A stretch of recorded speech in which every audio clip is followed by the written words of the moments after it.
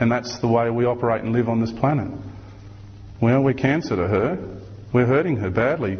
If you had access to see the magnetic grids of this planet, what shape they're in, she's a very sick girl. Okay? She's just about to crumble and hit back very soon.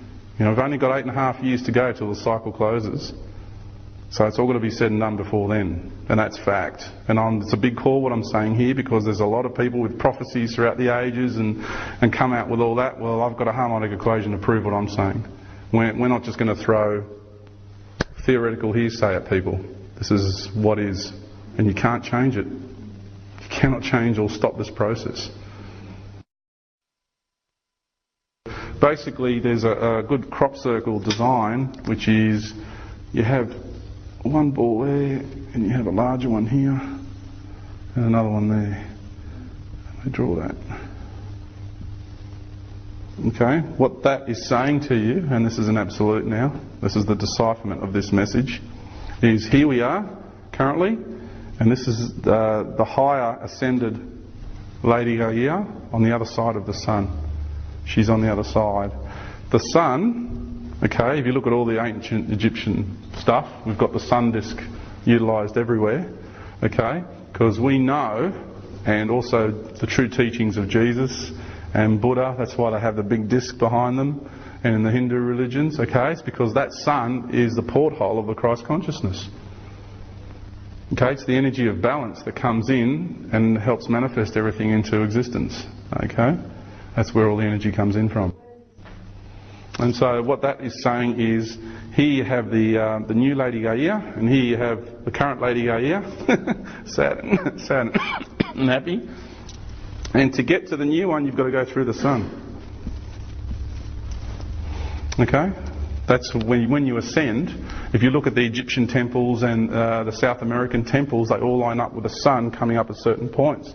Because when you're ready to ascend, you project yourself through the sun. Or what happens is, like an energy comes out, reaches out and grabs you and pulls you through the sun. You go through it. You go into it. Okay? Now to get to this planet, the ascended planet, you've got to go through the sun. Now science will say at the close of certain cycles, the sun throws out a big solar flare, and a big solar flare comes here and fries, you know, the majority of the surface of this planet. That's what science will tell you, limited in the physical paradigm.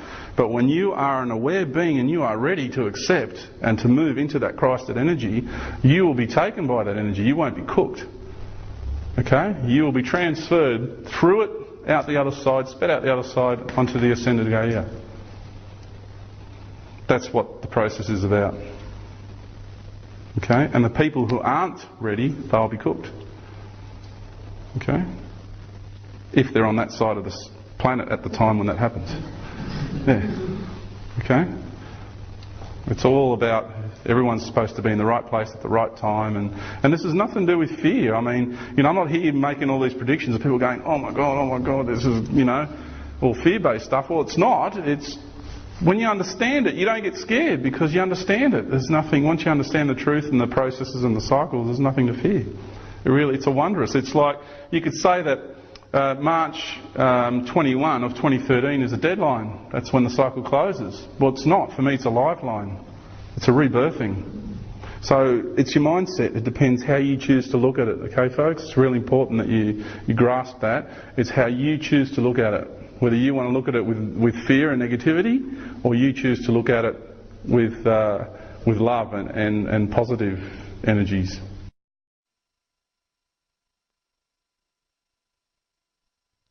Look, basically what is, we're interested in what is. A lot of the religious teachings say that there is a God, isn't it, the superior being. And that is true. We are inside a superior being. And then you've got the New Age movement, which speaks of the source. There's only the source, there is no God. Well, that is true as well. They're both right. In truth, what is you take science, which is a very important part. That's the nuts and bolts way of looking at things in our reality. Just the nuts and bolts of it. And then you take religion, and then you take the cosmos, because we are in an incredible cosmos. You can't ignore that. You can't leave that out. We're part of it. And you gel all three together, and that's what the truth is.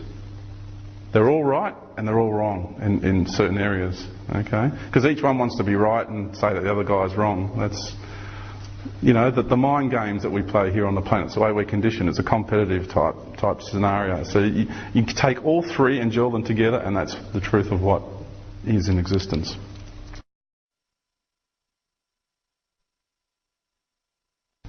When we talk about dimensional levels, parallel realities, everything is frequency, everything is waveform. And so, for example, you can't see all the radio waves with your own eyes, can you? And you can't see infrareds and ultraviolets and those kind of frequencies, because it is beyond the visual spectrum of our eyes. Our eyes can only see a small slither of reality.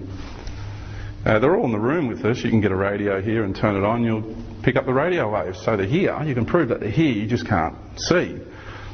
And that's the same with extraterrestrial life. It's all out there, you just can't see it because it's just beyond the visual spectrum. And not only beyond the visual spectrum, but also beyond the spectrum of our reality, which pulsates at 144,000 cycles per second, which is the speed of light. That's the holograph. We're in a holograph that pulsates at that rate.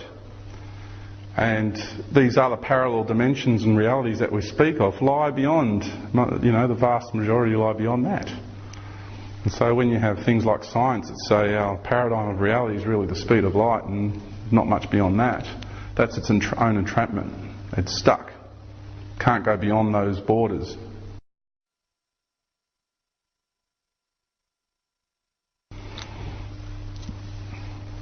Now, I'll draw, basically the shape of the universe is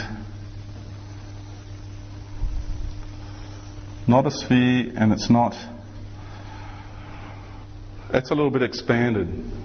It's kind of like a swollen Smartie is probably the best way to explain it. So we'll take that sort of like swollen Smartie and we'll just pull it out a bit, because all the layers of reality are superimposed upon one another. When we talk about the sixth dimension, you don't leave here to go to somewhere else to get there. It's right here with us in the same room. When we talk about the seventh, eighth or ninth dimension, same goes. It's all here in the room with us. It's just another frequency. Your atoms need to oscillate and spin at a different rate, a different frequency. And people who levitate, for example, how can they do that? There's been many reports of people walking through walls. Gee, how do they do that? And I know that sounds a bit mad for conventional train of thought, but that's all very possible if you know how to control your being, your body, and alter its vibrational state to get your own atoms to spin at a different rate. Therefore you can then gel in and out of this reality. The military works with cloaking devices which makes things invisible, and that's quite well known. It's no mystery. That's how they do it. But they use technology to do that. Okay, so the basic structure is up here, and I'm drawing it visually. So as you know, these are all superimposed upon one another. But this is the best way to present it visually for you. And we know, it being a waveform universe, it's basically you have polarity. So you have, cycles. So you can say that's a positive and negative cycle. That's the way we're used to looking at things.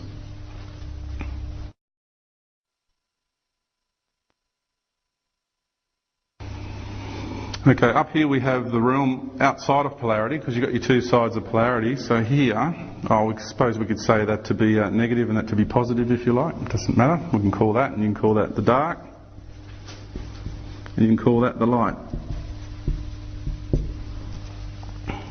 Okay, that's just common terms that we use for two different expressions of energy.